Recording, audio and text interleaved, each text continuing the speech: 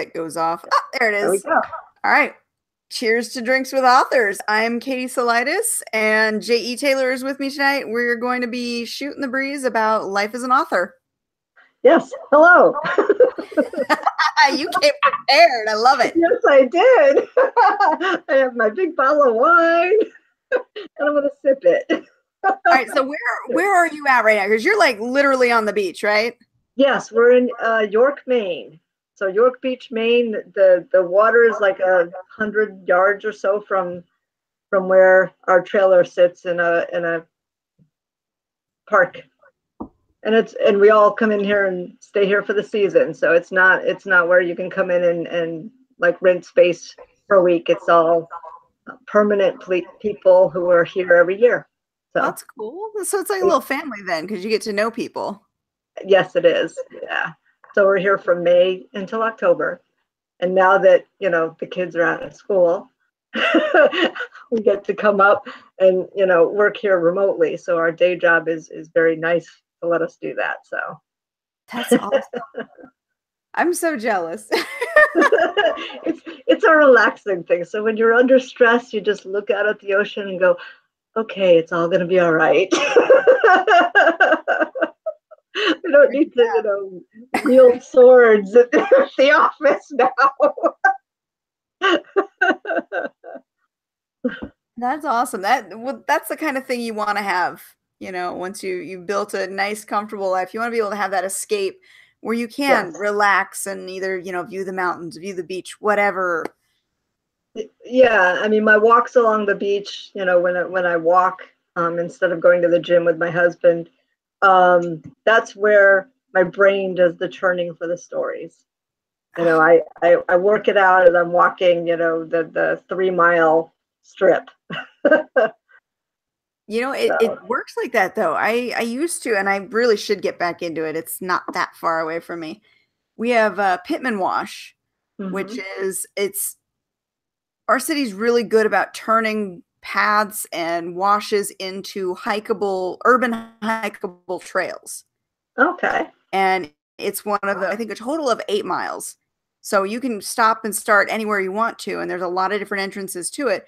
I used to walk it every single day before I had Hunter, however many years ago that was. I used to walk it every single day, and I was in great health, and I would think, and I would get all this inspiration. So it does. Yes. Yeah. So I used to, think about things when I drove to work, but now I'm a passenger in the car, which is quite nice. My brain doesn't have to work at all. So. But it's hard to have that inspiration then. I mean, because you're the passenger, you don't have to think, you don't have to do anything, but you're also kind of just tuned out until you park. Yes. Or napping. Or napping until we park. Yeah. Yeah. It's not a bad drive that we have anyway. So but when I used to drive, it kept my attention to think about storylines and drive. So it's interesting to find out how authors find their storylines as well. Is it in the shower? Is it while you're driving? Is it while you're walking? Is it, Through the shower. I've got to figure out a way to write notes in the shower, because I swear. And it's funny, if anybody walks in, because I have kids, there. Sometimes I'm talking to myself, and it's me like running lines of dialogue to see if they sound right, if they make sense. And they're like, "Who are you talking to?" I'm like, "Shut up, shut up." Just the voices in my head.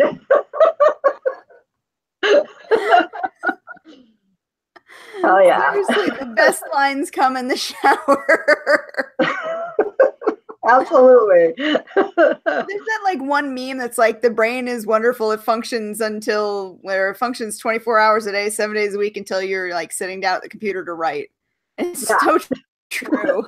Oh, absolutely. You come up with, I have some really bizarre dreams, and I'm like, I don't have a pad by my bed because I just go back to sleep. But they are really bizarre, but they stay with me. So that's a good thing. Some people, they don't stay with them. Yeah. If I'm up for more than 2 seconds, whatever I was dreaming about just goes away. Yeah. I might have the ghost of a feeling that I had in the dream, but I won't remember the details. Oh, I vividly remember the details. I still remember the details of the nightmare I had on Saturday morning this past week. Oh, really? Do tell, Yeah. or is it part of a story? No, it's not part of a story. It was just strange and weird. I was sitting in a local area back in Connecticut, and my husband was on a plane, and the plane crashed into the river Oh, shit. as I watched. Yeah, and then it was stuck at the bottom of the river, and nobody could get to it. So it was just not a good dream, and I'm like, I woke up that morning and I just did not want to get out of bed yet. I had to process and like get rid of the, fear. That's And not a dream, that's a nightmare. yes, it is. And it stayed with me Ah. in detail. You ever think of stuff like that and you're like, if you try and put yourself in the other person's perspective, like you see it as the witness and then you try and imagine it as the victim and you're just, Yes. yeah, you end up freaking yourself out. Yes. Oh yeah. So what, you have a new book that came out recently.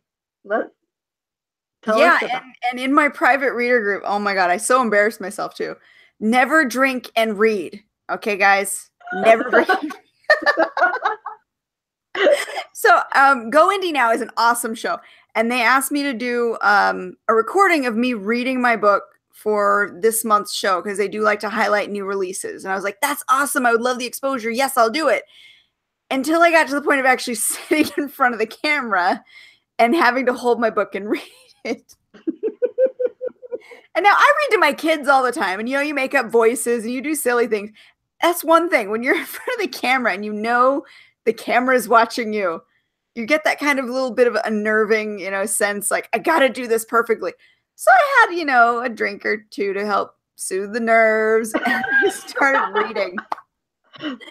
The first one I picked to read actually ended up running too long. It was 14 minutes. So I posted it on my private reader group. So anybody out there who wants to hear that, you have to join my private reader group, message me on Facebook, and I'll send you the link.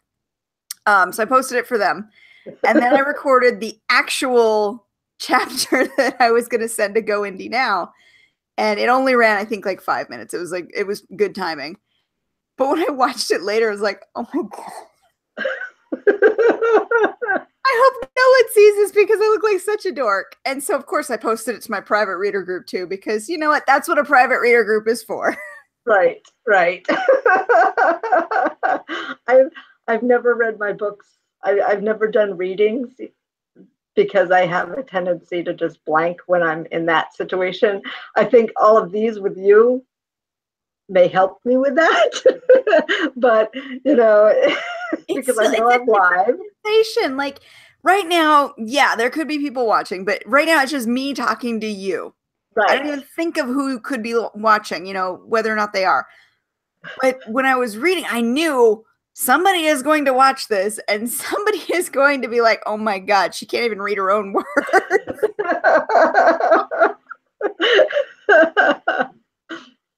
Yeah, I've thought about trying it, but I haven't gotten brave enough yet. Someday I will. What's funny is on our regular Spilling Ink show, we always talk about, being real with your readers and being genuine with the public, because that's what they want to see. They want to see you as you, not the professional author you that you want to personify. And here it is, like in its complete and utter warts and all form, being a good dork, screwing up the lines that you wrote and you agonized over for months. Yes, they want to see the fear. The fear in their eyes. Yes, we are human, okay?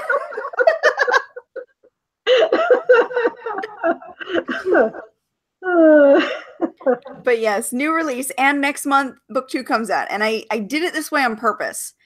The story I wrote was so big initially, and it's kind of a stereotypical, superhero origin, where you really have to set the world building in order for the readers to understand the world they're in and the character and how she fits in it. And so book 1 is more the origin story. Yes. Book 2 is what happens now that she's involved in this world. So I wanted the readers to be able to really dive into it. So I did book 1 in June, which June 5th, I want to say. Mm-hmm. I can't even believe I don't know the date it released. June 5th. Yeah, and then, I think it was 4th or 5th. Yes, yeah, I was in Alaska. First week of June. Yes. And then I did the next one a month later because, you know, that whole Kindle algorithm thing, you want to be within a certain amount of time with your next release to continue to stay in the forefront of their algorithms and readers' vision, to hopefully boost the sales. So I gave it a 6-week lead between the two, and I'm going to release the next one. And I'm almost, knock on wood here, almost done with the edits for book 2, even though my editors had it for a month or more now. Right. Almost done.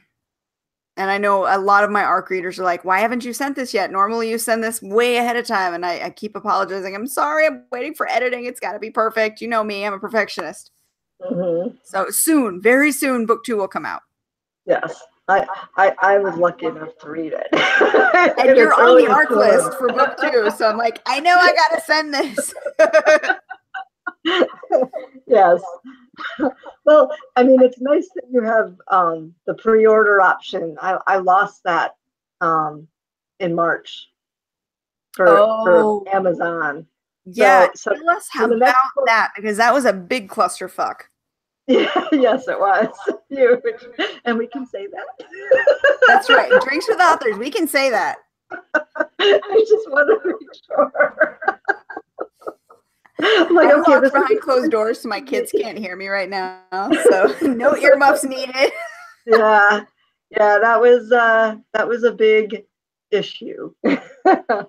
I don't think my husband heard me for days, and finally he said, "Just stop talking about it." I'm like, okay.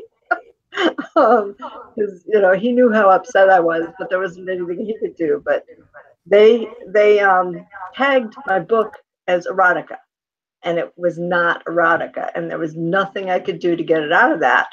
And either I had the choice of let it publish in that, and then change it, or take it down and republish it the right way. So I chose to republish it the right way, and it was just because I had the words "an adult fractured fairy tale." As soon as I took that "an adult" out and changed it to a fractured fairy tale, which meant I had to change all the covers and everything that I had, it was fine.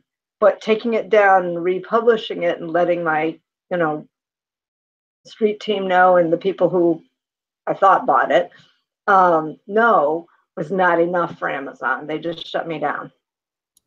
So.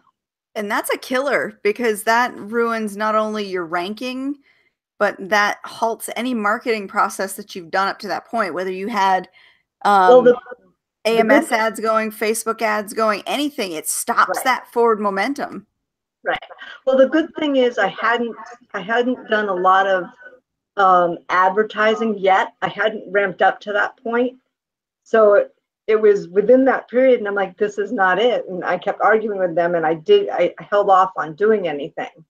So I only had 8 pre-orders at the time that I took it down and redid it. So it wasn't like, that's not the problem, though. They stopped you from being able to do pre-orders, isn't that correct? From that point forward, yes. So they punished you for their mistake. Yep. Yes.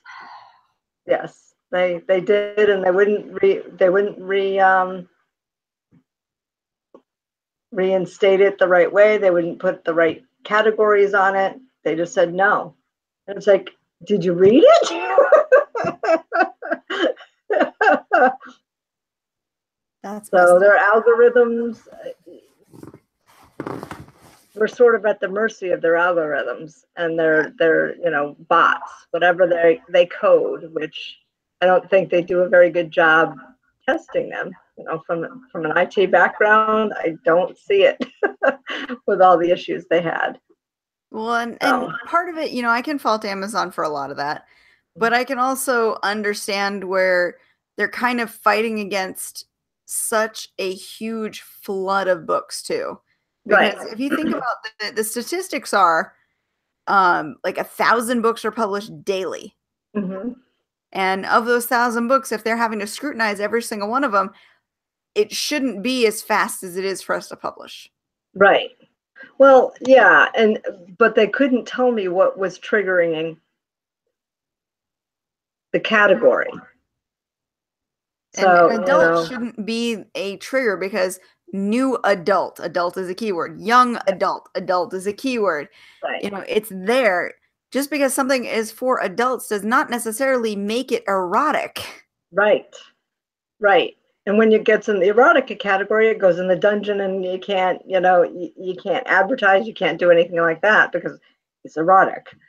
I've got a book that I can't ever use in AMS for their advertising. And it's because for some reason or another, they feel that it's too racy. And it's one of my Old Town Pack series. It's Moonlight, the first of the Old Town Pack books. I Really? cannot ever get an AMS ad for, and I don't know why. And it's no worse than any of the other books in the series. I don't know if it's because of the way I worded the synopsis or if it's the cover art. Whatever it is, anytime I try and get an AMS ad for it, they will not accept it. So I always have to advertise book 2 or book 3. I can never advertise book 1 with them. That's odd. That's really odd because I read that one and it's not. No, it's not horrible. In fact, of the 3 of those, Mated is probably more racy than any of them. Right. I don't get it. Yes. That's Amazon for you. And with Amazon, like, we can get into the whole Kindle Unlimited thing too. With Amazon, because my Immortalis series, my Little Werewolf series, and my Old Town Pack series are all in the same general universe, kind of like the Marvel Cinematic Universe. Mm-hmm. I put all of those in Kindle Unlimited. The rest of my books are not in Kindle Unlimited. They're not related, and I advertise them differently. So I kind of use that because they all feed off of each other in some ways. If I look at Moonlight, even though I can't get an ad for Moonlight, if I look at the also bots for Moonlight, people who've read it buy both the Immortalis series and the Little Werewolf series because it connects both of them. Right. So I kind of have to keep those ones all in while the other ones can stay out and go wide. Yeah, I can't really do that because all my series interweave. Well, I know you like link threads through each one of them, which is an excellent strategy. Yes. You know, if we look at, Marvel versus, let's say, Star Wars. Yes. All right. Star Wars, in my opinion, was the original fandom. Mm-hmm. They have fans who are diehards, who love them. They grew up with it. But lately, Star Wars has been, or the producers of the Star Wars films have been pissing people off. Right. Because what they're trying to do is create a Marvel Cinematic Universe. Whereas Marvel started off with one film that led into the next, and they individually built up all those characters and then combined them. And I think that's the difference. If you start that way and you build a giant universe where you can visit all of your individual favorite characters, that's one thing. But you can't take a wide series and then try and individualize it and expect the same results. Yeah, I think you're right. I think you have to go the individual and then bloom out. Yeah, the characters in my head just wouldn't shut up for years, so they kind of weaved into it. Wait, see, and you did that right. You just slowly weave them all in, and by doing that, you've built up your fan base. Understands that as they're reading the series, they're going to get peeks into other characters, and they're going to see people they know, and they like that, and they appreciate that. But if you were to write, like, say, a brand new novel today and try and include as many of those characters as you can, it would feel disjointed. Right. And I think that's the big problem that Star Wars is having, because they're fracturing their fan base. They're trying too hard to give what they think fans want without actually looking at what the fans really care about. Mm-hmm. Yeah. True. True. So of course, 2 drinks in, hey, I don't know what I'm talking about. Yeah, I've gotten this much down. Well, see, I had one before we started, and I'm like, already. Okay. Cheers. Well, I filled this up a couple times, so from here We've up. already established on spilling ink that me and drinks are a bad idea because I don't have a filter once I start drinking. I'll just say whatever comes to mind, and whether good or bad, it's coming out. Yeah, that's sort of the way I get. But right now I'm having like hot flashes. Aw. And it's only like 60 degrees out here. What? Yeah, it's chilly, and later I'm gonna be cold. But right now I'm just like, drinking wine, and that's fueling something. Okay, I have my thermostat set to 82 degrees in my house because if I set it any lower, I'm gonna have a $400 power bill. Oh wow. I'm dying right now. It's too hot. I posted a picture on Facebook yesterday, and in my car it was 119 degrees. Inside or outside? The thermostat should be reading the outside temperature, but it was 119 on the thermostat, and my screen display was whiting out. It was so hot, the display was fading. Well, can't deal with this heat. Well, you're in Las Vegas. I know, it's a dry heat. Yeah. Well, what day was it? Friday? No, it had to have been Monday. I was sitting in here working. I had the fan on me, and I looked up at the thing, and it was over 100 degrees in here, and it's not a dry heat. And buckets of sweat. I'm like, we don't turn on the air conditioning during the day because the air conditioner inside makes a racket, and you can't be on conference calls. So it's like I'm melting. And right now it's we were prepped for our Alaska trip because the weather here before we went was just frigid. So going up to Alaska and having it be 60 and 70 degrees, it was like, oh, summer. So you went to Alaska. You did a cruise, right? Yes. I'm going on my first ever cruise in January. I've never been on a cruise before. What should I expect? Where are you going, first of all? Hawaii. Ooh. Okay, so you're going over the Pacific. Make sure you have the little wristbands for seasickness. Those help. I don't know how big your ship was. What lines are you going on? So we're booked for the Carnival cruise because we're bringing the whole family. In fact, Grandma is buying our tickets for us. She is paid for the whole family to go. So it'll be me and my 3 kids. My husband, unfortunately, is staying behind. Grandma and Grandpa are going with us. So it'll be a big group together. Yeah, we had 13. Okay. We had 13 of us because it was for my in-laws' 80th birthday and 60th wedding anniversary. Oh. So yes. So it was the 2 of us, 2 of his brothers and their wives, and his nephew, his nephew's wife, and their 18-month-old son. Oh, that's gonna be hard cruising with a baby. They did well. I mean, we'll find out next January or next December because we're going on a Caribbean cruise with Vicky and Wes and our grandson, so he'll be about the same age. So. Oh, okay. Yep. And then 2 of their friends' parents, our neighbors here. We're trying to get a huge group to just go and party. See, that sounds like the way to go. Like I'm actually excited that we'll be going with the grandparents, that we'll be able to like do big dinners together on the ship. Yes. And the way the cruise is situated, it's 4 days out to Hawaii on sea. So we'll be stuck on the ship with nowhere to go for 4 days. Yep. And then we do island hopping, and then it's 4 days back. So it's a long cruise from my perspective, at least. I've never been on one, so I don't know what to expect. Where it's just going to be us as a family on a big boat. Well, what does the boat offer? Is it? I mean, we saw a couple of the Carnival cruises that had like go-karts on the top floor, and From what I've seen, it's not the hugest of their ships. It's probably a mid-sized ship. They have a water slide.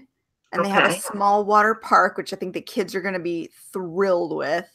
Yeah. Um, and I'm not sure if they have like basketball courts or anything. I think they have mini golf on their top deck, but Yeah. I'm not sure. I really haven't done my research yet. It's kind of a new thing. We're kind of really excited about this. But it's not the one of like the big gigantic ships you see. It's one of their probably older ships that's been outfitted. Okay.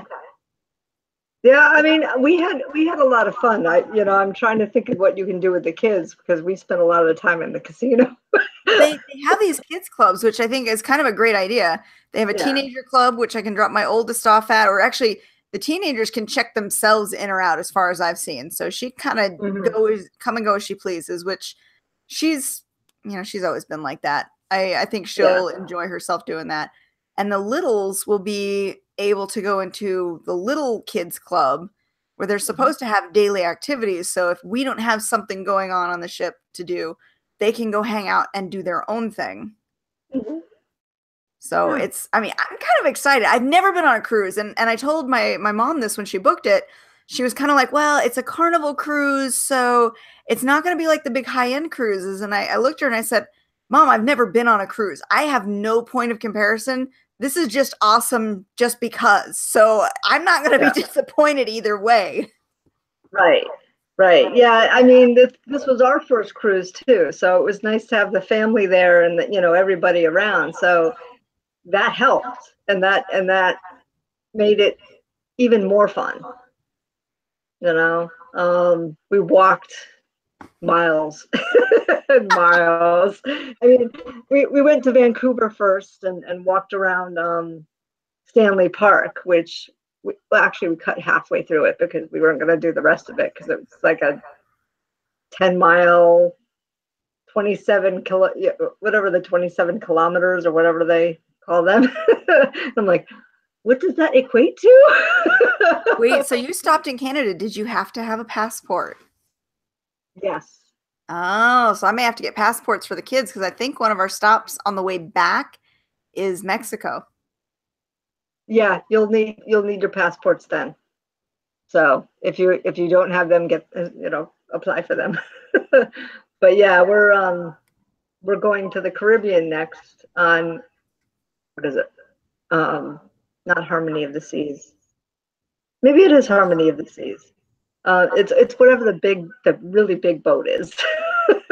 Not the newest, which is Symphony, but Vicky showed us the whole 15-minute hoo-ha on it, and it was just like, oh my god, I need to think of a storyline so I can write this off. I'm like, I said to Jared, I said I should have taken notes on the Alaskan cruise because then I could write some sort of Alaskan wilderness book and write it off. There you go. Did you get any pictures of Alaskan wolves or anything like that? No, but we got bears. Oh, cool. Yep, we got grizzly bears and black bears. Oh, sorry, there was a bug on the light. And is it true it's Land of the Midnight Sun, right? And you went during the summer, so was it light out at like 10 o'clock at night? Yes, yes. Later once we got past Skagway, up towards Juneau, oh yeah, it was like, okay, it's light out. It's 10 o'clock at night. This is really odd. I don't know how Yeah. authors can do that too, because there's Cameo Renee. We interviewed her on Spilling Ink one time, and she's from Alaska, and I don't understand how you could deal with the all night brightness. Well, it's from one point up. It's not the whole southern part of it. So once you get to Juneau, I think, and higher up towards Anchorage and Fairbanks, which we didn't go see, but we want to go see. Yeah, that's where it's light. They said 18 hours of daylight during the summer season, and then you have that much dark during the winter season. I've seen the I couldn't opposite go of to that that. too. I've seen it like she's posted pictures where it's 9 a.m. and it still looks like, 2 a.m. Midnight. Yes. Yeah. It's like, oh my God, I would love that. Now, I personally would dig that. I do not like the morning sunshine because my kids are up at the crack of dawn. I kid you not. I woke up this morning. I passed out on the couch again because that's my norm. Mm-hmm. I was up really late with edits last night. Mm-hmm. And I passed out on the couch and I woke up this morning flat on my stomach with Zoe on my back and Hunter on my feet, sitting on me on the couch. To watch the television? Yes. They didn't even bother to wake me up. They're like, I'm just going to sit on mom and watch TV.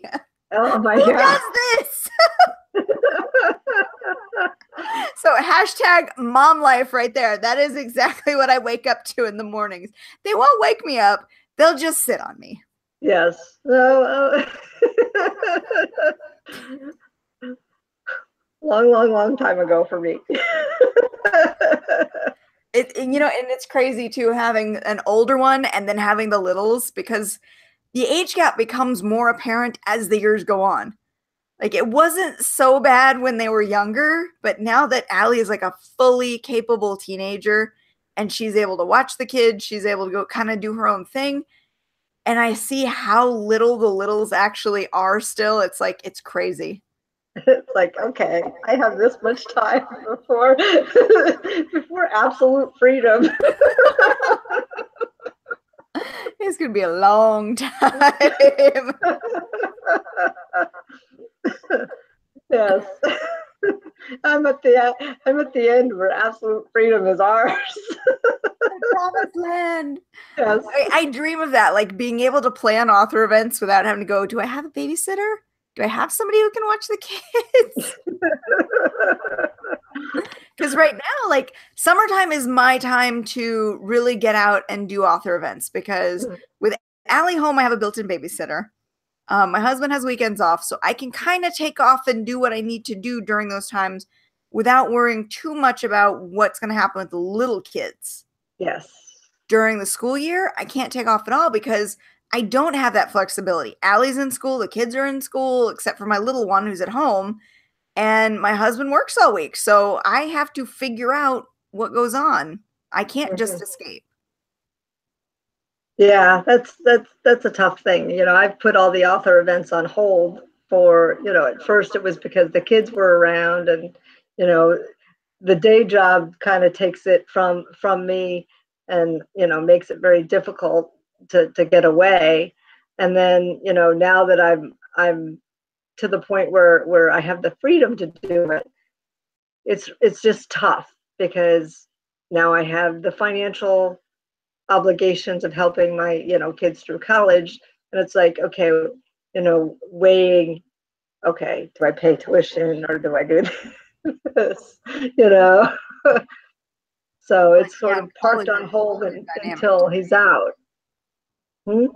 I said college adds a whole new dynamic to it too, because that's expensive. Yeah, and we're lucky enough to be able to help them out. So, so they're coming out of school with no debt, which is nice. Especially like when I look at my daughter's situation, her husband has a lot of debt and she has none. So it worked out for them in that respect. But, we're in a situation that we can do that. So that's the choice I made. So everything else is sort of on the back burner, except for like covers.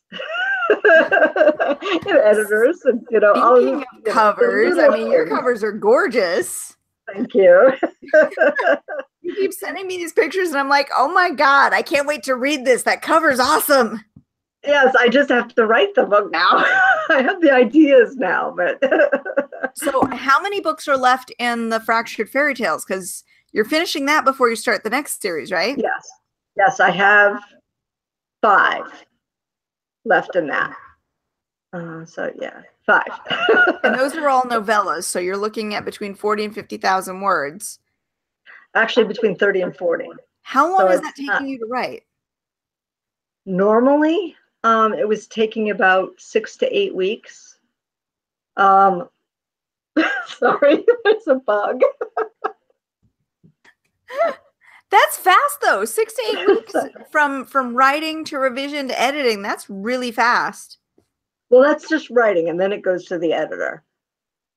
So, and I kind of edit as I go along most of the time. If I just sat and wrote, it would probably take about 6 weeks and then 2 weeks of editing. Sorry, I'm really worried about this book. Okay, what kind of bug is it? I don't know, but it's under the bottle now. I don't know if I should clap or not. Is that good use of your alcohol or? Well, it's under the bottle, so I'm not touching the bottle until we're done. Yeah, you suggested the same editor to me. I can't wait to see how she works because I love my editor. I won't say anything negative about her because she's awesome, but our timelines have been taking longer and I need a faster from finish to editing if I'm going to keep up with the pace I'm supposed to keep up with. And you know as well as I do that if you're not keeping up with reader demand, you tend to lose some of those readers to not necessarily because they're not interested, but it's that whole out of sight, out of mind. They forget that you're there because there's so many other books in front of their face right now. I know. Well, that's why I sort of put a compilation of short stories that I already had together and revamped it and put it out this week because I'm not putting anything out in June. So I'm like, okay, I got to do that and I got to cover for that. So I was happy. And so now I have a little bit of time before my end of July release. And then I have to think, okay, the next one's going to be September because I have another vacation in August. Damn, you sound like you're going on vacation every so often. I'm so jealous. and for that one, I usually like to unplug up here at the beach. But at least, if we're up here and have some downtime, I can get some writing done, but not much. But, I got nothing done in Alaska. Nothing. No.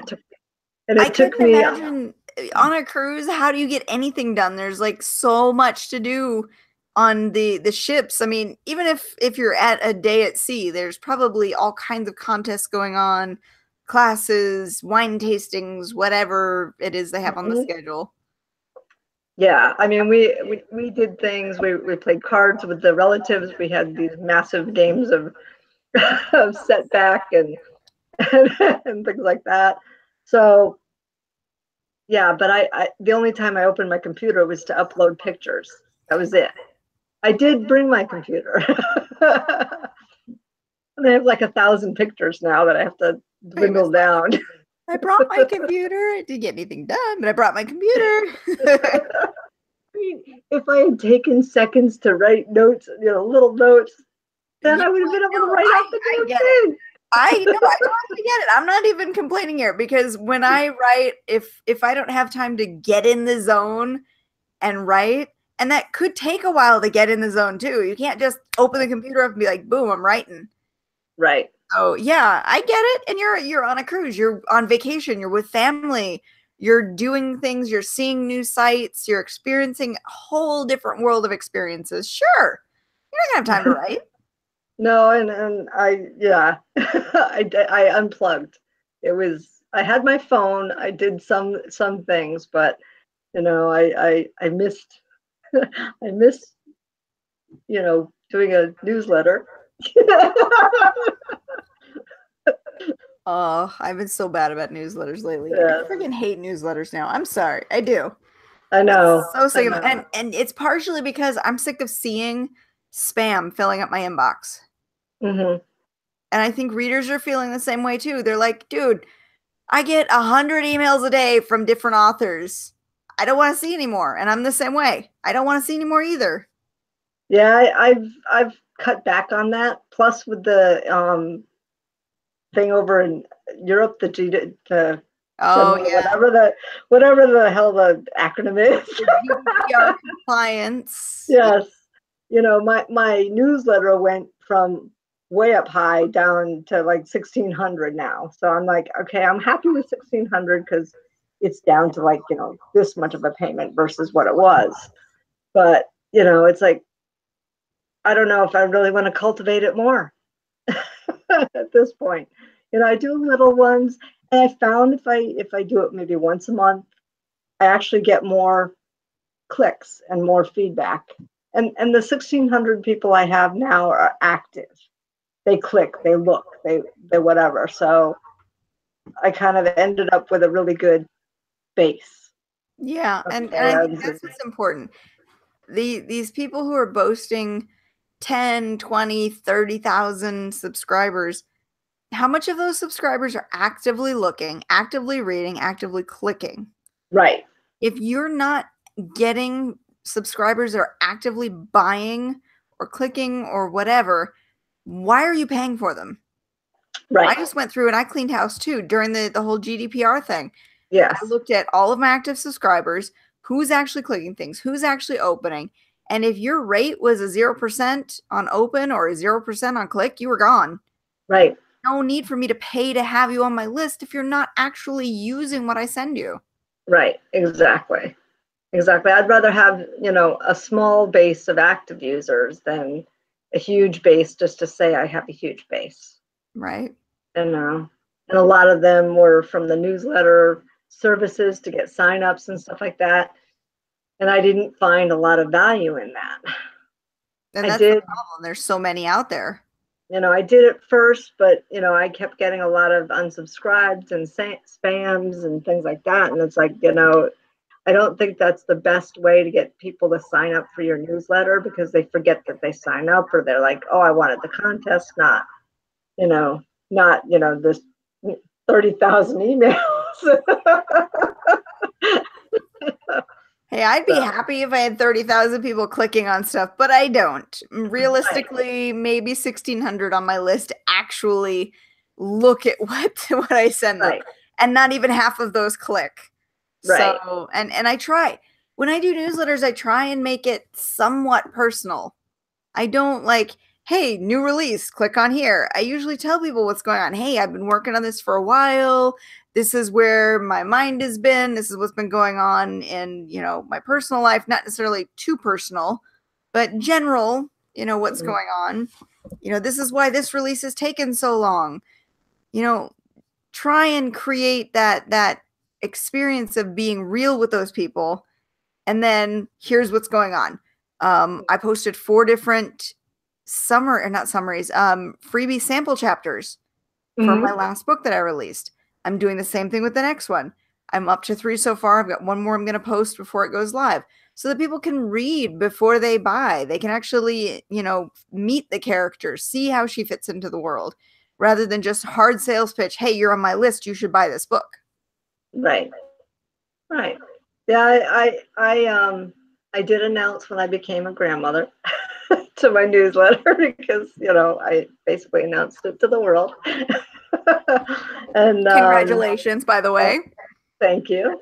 And, I posted some of the Alaska pictures on my street team. So I said, this is why I haven't been around. I went, here, look at the pretty pictures. So I shared some of that, and I've asked them, okay, I have these books that I'm, thinking of writing. Which ones are you most interested in? So I've gotten feedback that way, and it's sort of driven which way I've gone. The next one they want to see is Lilith, which is a Nighthawk prequel, because I have a fantastic cover for that. But I'm trying to get through the fairy tale ones, but I might just stop after Frozen and write that and then go back. It's so hard when a book series takes you away and you want to write it so badly, but you're already stuck in another one, and you have to divide your time. Do I want to write this? Do I want to write that? Can I write them both at the same time? Not all authors can pull that off, writing 2 series at once. I've done that in the past. It is tough, especially when one's in first and one's in third. That was kind of messing with my head for a while. But I don't want to. I would prefer to give the focus to what I'm doing. I mean, when I'm in the zone, I can crank them out. It's just, if I'm torn between books, it's harder, because I'm trying to write this one, but this one's squawking in my head. Yep. And then I see the pretty covers and I'm like, ooh, another idea. But it's like, okay, I have to shut that off and say, okay, not today. Um, It's so hard too, especially when you want to write something new and you're stuck finishing something old. I'm glad that I'm in a new series right now. I'm enjoying taking a break from the other world and being able to explore a new one. Although mhm. I have a lot of readers who are like, "Hey, what's going on back in this series? How come you haven't Right. written another one?" I'm like, honestly, I don't know what happens right now. I haven't figured it out. That's why I haven't written it. Yeah. I sort of know what's happening in the regular world that I used to write in. I know where the next book's going to be, but I just haven't had the passion to write it. I'm sort of looking at like the Valkyrie series, which I showed you the covers for. That's something totally different. I have to do a bunch of world building because it's going to be more fantasy. Even though it takes place on Earth for most of it. So I don't have to do as much world building as the other one that I showed you yesterday. That's completely like fantasy, and so that one's going to be a new challenge because most of my stuff is here and now, or in ancient times or whatever, but it's all Earth versus Yeah. yeah, it's already pre-established, so it's going to be fun, and my brain's like, oh, let's go do that now, and I'm like, let's do the shiny thing right now. That's why I did the whole duology thing too, because book one in the series is very much that character origin story where I build the Mhm. world and you slowly see her realizing it through the story. And book Yes. two picks up now that she knows where she's at and she knows what the world's all about and takes off. Yeah. So book two is more the action side of it, whereas book one is more the world building. But if I didn't release them close together, I think readers wouldn't appreciate what I've done because world building does take time. It's a lot slower, but you need that grounding to understand the next bit. Right. So who does your covers? So for this series, I actually worked with We Got You Covered Designs, which is Molly Phipps. Mm-hmm. And I was recommended to her by a couple of different authors. Oh, And good. I looked at her covers and I thought, you know what? She really does capture the more young adult, new adult fantasy genre well. Mm-hmm. As opposed to, I went with another cover designer, Christian, and I can't pronounce his last name. It starts with a B. And I'll Yep. post the link later if I can remember to post it. Who did my Chronicles first three covers because he had more of that cinematic dystopian feel. He really Yes. captured that well. So you really have to select your cover artist based on your genre too, because they know how to capture the right feel for it. And I thought she really nailed it. Yes. It's unique compared to anything else in the genre.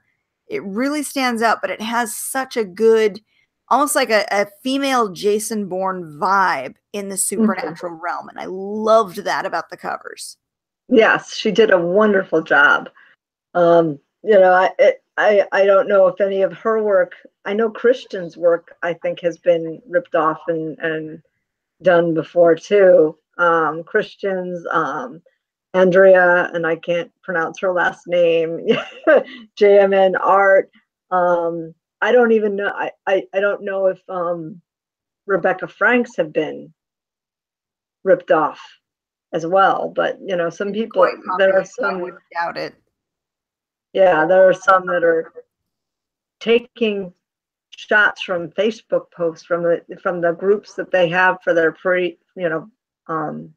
pre-mades, and using those and I just slapping a different cover or I don't different title.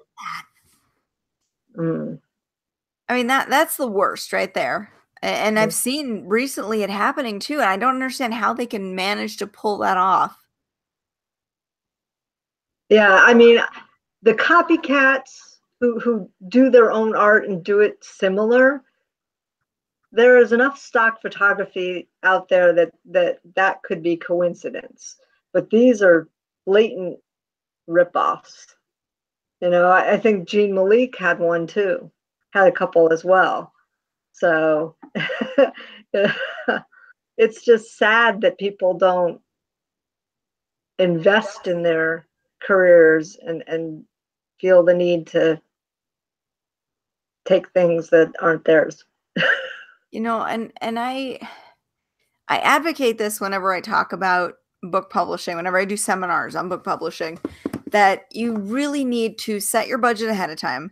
You need to budget for your editing. You need to budget for your cover art. After that, you need to budget for your marketing. Those are the 3 areas where your money needs to be going. Because if you expect your book to do anything once it's published, it has to have a good cover that represents its genre. It has to be edited well so that people aren't finding constant mistakes. And it needs to be available and in front of people's faces for them to see it. Yes. If you're not doing those 3 things, why bother publishing? Right. You're not doing a service to anything. You're not doing a service to yourself. You're not doing a service to the reading community. Ripping off covers, that's just horrible. Those cover artists, yes, I know it's expensive to get a good cover, but there's a reason for that. To have any skill with Photoshop takes time, takes a lot of learning, takes a lot of man hours behind the screen. You know, I've tried to dabble myself, and I've been in the business for 10 years, and I can't create the same level of cover that other people who are specifically graphic artists can do. There's a reason they charge their prices, and you can find reasonable graphic artists out there. There's no I've done acceptable GIMP work, but it's not fantastic. And, you know, I said, ooh, I want to try Photoshop. And then I thought, well, is my time better served writing or creating cover art and for figuring out how to do that well? And I'm like, I'd rather pay for the cover than pay the exorbitant amount for Photoshop and try to learn it, because that takes away from what I'm really good at, and that's writing. And, you know, and there's the other thing too of, if you can't afford the cover, let's say $200 is this standard for cover art. Yeah. If you can't afford the $200 for cover art, most freelance artists, if you work with them, will allow you to make payments. They may not release the art to you till it's paid for. Right. They might allow you to make payments until you can afford the art you've commissioned. So if you take that, let's say 4 months, it's a $200 cover, let's say 4 months, so $50 a month, which is a reasonable amount of money to spend. During that 4 months, you could be reviewing your editing, you could be revising, you could be starting your promotional work. You can be active and getting your book ready and out there. Right. And then you get your cover art and you do a big cover reveal. You don't have to jump the gun and everything has to be right now. Right. You can take your time and do a proper release and pay for an artist who can give you a good cover. Right. And there are decent covers out there, pre-mades out there that are less than $200 a month, you know, for a cover. So, you know, you have to find your niche, find your right genre, and see if there's anything out there that is already done, pre-made, pre-canned, that's a little bit less, because authors actually drop their prices on their pre-mades from time to time if they don't sell immediately. So, I mean, those are the things to look at and figure out. But yeah, just don't steal. That's what it is. It's sad when I see that cover artists are getting the covers ripped off. It's sad too when I see authors getting emails, and this pops up a lot, from readers saying they can't afford their book, their $2.99, $3.99, $4.99, whatever book. And we're not talking $10 books here. We're not talking big 5 publisher prices. We're talking indie prices. Right. And authors are getting emails from readers saying, oh, I can't afford it. I can't buy your book. Can I just be on your ARC list? And I'm sorry, you would spend that much on a Starbucks coffee. Right.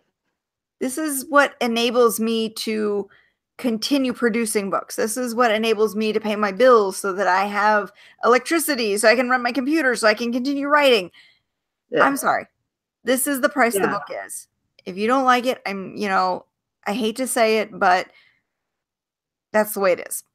Join an ARC group, post reviews. Sometimes we offer freebies. I know I do. In my private reader group, I'm always offering ARC copies for people who post reviews. Reviews, yes. Now, if I offer an ARC to you and you take it and don't post your review, you're not going to be on my ARC list next time.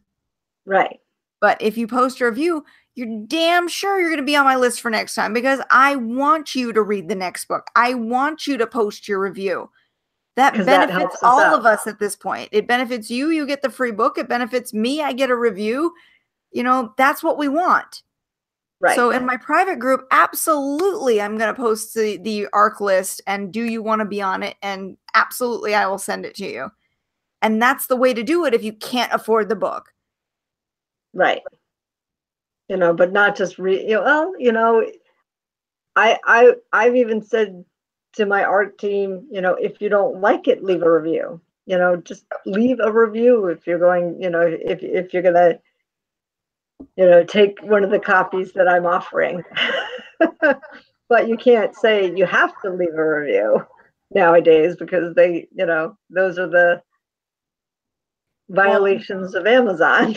And Amazon removing reviews. I have one ARC reader of mine and she messages me and she's like, I swear I've posted the review. And I know she's always active on my private reader group. I know she's not lying. Yeah.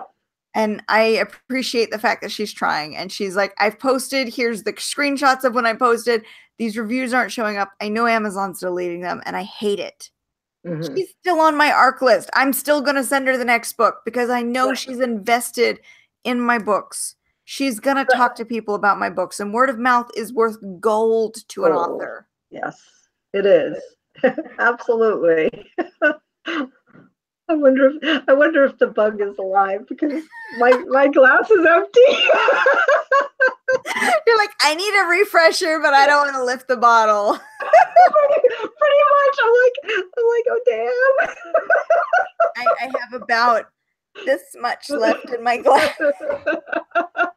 But about this much of it is rum, so. Oh my. It's been a bad week in the Solitis house, so I'm almost done with the bottle. I think there's about that much left in the bottle. Well, you deserve it this week. So. Yeah, this letter is brought to you by the letters F and U. Oh, yeah, it's been one of those weeks, let me tell you. And frankly, the fact that my editor finally sent back notes has been so helpful because I need the distraction. I need to work because if I don't occupy my mind, I focus on the bad stuff. And I can't do that right now. I know. So hopefully the editor's stuff is good and you get that wrapped up and you're ready to send out your ARCs. Yeah, it'll be for me, and it's a slow process for me too because I do actually reread the whole book. So I'm going line by line. I may accept all changes, but I may also go through line by line and say, wait, this needs tweaking, that needs tweaking. And it's going to take me an extra couple of days to make sure that everything I've gone through makes sense before I send it out to the ARC readers. I read it, you know, almost line by line, and I actually make the edits. I don't accept the edits. I work on my copy versus the editor's copy side by side and go, okay, and then tweak things. You know what's sad too is none of my beta readers caught this, and I'm kind of mad about that. I made a huge boo-boo. And I sent the original to my editor, and she's, like I said, she's had it for a month. And she sent back the edits in sections. Well, the last section she sent me had word, I originally titled it A Taste of Your Own Medicine, and I changed it to A Taste of Your Own Magic.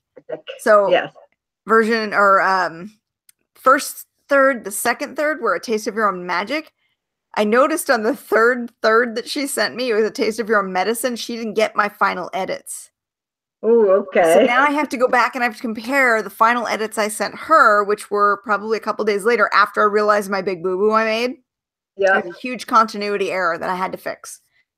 And it was fairly simple to fix, but it required a lot of little spaces needing to be adjusted. Yes. But because she sent me one that said a taste of your own medicine instead of a taste of your own magic, I knew she didn't look at the revised version. So now I have to go back and compare it to the one that I fixed and see where she found the corrections and where she didn't find the corrections. And then make those changes. So it's going to take a little bit longer for me to go through. Oh, yeah, but that's good. That'll keep your mind occupied and keep you on your toes for a couple weeks. I'm surprised my betas didn't get to it because it was a huge thing. When I looked at it, I went, oh my God, how did nobody catch this? Yeah, I'm one of your betas. Like, I'll give you a clue. I set up the world to where magic should not affect her, but magic should affect the thing that she's supervising or guarding. Yeah. And the way I wrote it, the magic was affecting her and being pulled through the thing she was guarding. It should never have touched her. That's okay. I got you. I got what you're talking about. Okay. Yep. So the end result is still the same. What happens to her because of that is still the same. She still has the same curse by the end of it. However, the way it went about can't happen the way I wrote it because she should never have felt it the way that it was originally described. Yeah. I gotcha. I know exactly what scene you're talking about too. So for all the people watching, they're like, wait, what's going on? No, you have to read the book. You got to read this book. A Weapon of Magical Destruction by Katie Saulides. You must read book 1. Then you'll be ready for book 2. And I promise you, I will fix that continuity error before it goes live. I caught a couple other ones that I sent you. And I made those changes too. It's just that last big one, I was like, oh my God, how did nobody see this? Probably because we were so into it going, what's happening next? Oh, yeah, because I left it off on a huge oh my God moment. Not a cliffhanger, but a huge oh my God moment. Yes. Which means book 3 is going to have to deal with the fallout of that oh my God moment. Yes. And let me tell you, Josh is not happy. Oh, I know. I know. I can't wait for book 3. Have you started that? I have. I wrote Josh's initial scene after being told the news. Yep. And then I also wrote a scene between Sage and Gray where Gray is again acting very out of the ordinary because he's super concerned with what's happening with Sage because of the fallout of what happened at the end of book 2. Yep. It's very unusual what happened. Yes, it is. I thought it was cool. People have to pick up that book and read it. I hope so. Not good way. That's the whole idea. And, yes, and the same thing with the Fractured Fairy Tales. I love how you gave us a story we sort of know, but you gave it its own unique personality. Thank you. So each of these quote unquote Disney characters or these heroines from legend have their own unique twist on the tale that you expect them to be in. And I love that. Thank you. Yeah, Frozen is testing my abilities on this because I'm like, I back myself into somewhat of a corner that I have to figure out. So that's all right. Especially when you're adapting from something that already has the canon out there and you're trying to figure out how to deviate but still be close enough that it's recognizable. Yes. Yeah. This one's a little different than the others because it happens after what happened in the Disney thing. Oh. So it's not a retelling of what happened in the Disney thing. So it's from that point forward. So. All right. Well, I can't wait to see it. I know I've read pretty much everyone that you put out so far. Yes. So as soon as I get it done, you'll get it. Keep me on the beta list. In fact, you might get it at the same time as the editor. Of the Tangled review. I think I started to post that one up on Amazon.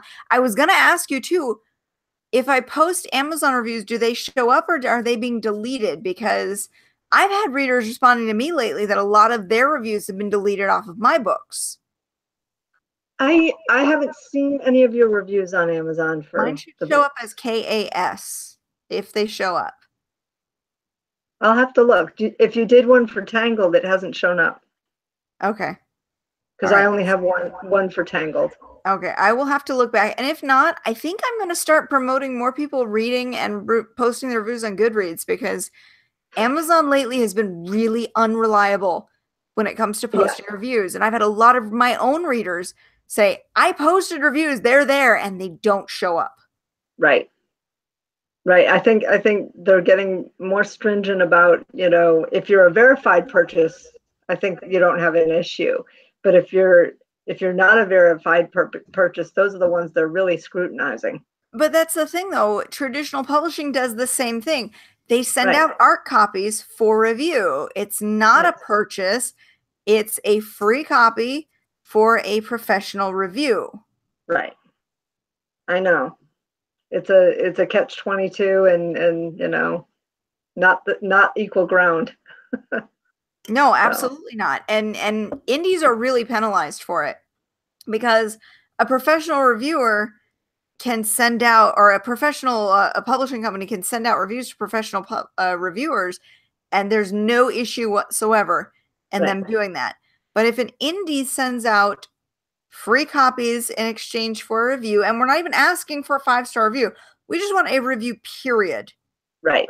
Our reviews are being deleted because if there's any perceived connection between the author and the reviewer, if the reviewer is not a verified purchaser, what's another one I saw? If the reviewer posts content that Amazon doesn't agree with, they're being held back and the reviews aren't being posted. Those reviews are what regular shoppers use to determine whether or not they want to buy your book. Right. Agreed. I don't have a lot of reviews on a lot of my books. I have handfuls, in maybe dozens or so, but not hundreds like some of the other people. But I don't have a huge ARC team either, because at this point I'm kind of picky, because I used to send out a lot, but I only got a handful. So I'm focusing on those handfuls. So it's sort of like cultivating the newsletter. I have to cultivate the right readers, not people who just want free books. Yeah, because if you mention free books, even on the private reader group, you mention free books and you'll get maybe 100 people responding. And of those 100 people, you may get 10% who actually want to review the book. Right. So, I mean, when I was on NetGalley, I got more than I did from, some of the ARC services out there. So, but I found the NetGalley reviews to be, I don't want to say meaner, but almost like they didn't care. They read so many books that they don't really care. So their reviews almost seemed snarky. Yeah, they were very snarky, but it was almost brutal. It wasn't like just a general review. Like they were looking for faults rather than trying to read the story. And I'm not saying that reviews can't be negative. Reviews are supposed to be your opinion, whatever that opinion is. But when a reviewer is specifically just looking for faults, they're not looking for any enjoyment in the story they've read. They're just looking to pick apart a story. It becomes almost worthless because they're not trying to appreciate the time that they got to read it. They're just looking for ways to find fault. Right. Well, I had some good ones, but you're right. A lot of them were less than glowing because they were nitpicky, and they didn't really, maybe they weren't the audience for the story. They just saw the title and said, oh, I'll get that, and no, it's not my thing. So so let's see what we can and as an author, you have to hesitate because you don't want to say don't post your review about a book, but you also don't want people just looking to find problems, and people who look to find problems are always going to find problems. Right. You want somebody who's going to read the story because they love the genre and post their review based on their reading and review of that genre. Yes. Rather than, I love sci-fi and I like space operas and I'm reading a paranormal romance and oh my God, it's the worst book ever because I don't read paranormal romance and this is wrong and that's wrong and that's wrong. They're looking for reasons to hate the book rather than, this is a genre I love, I'm reading it, and I'm going to post my review based on what I expect from the genre. Right. If it makes sense. Yes, it does. That did. That actually did. I can never tell if I'm making sense or not. I'm like, it sounds good in my head, but when I say it... Ooh, see the bug? See the dead bug?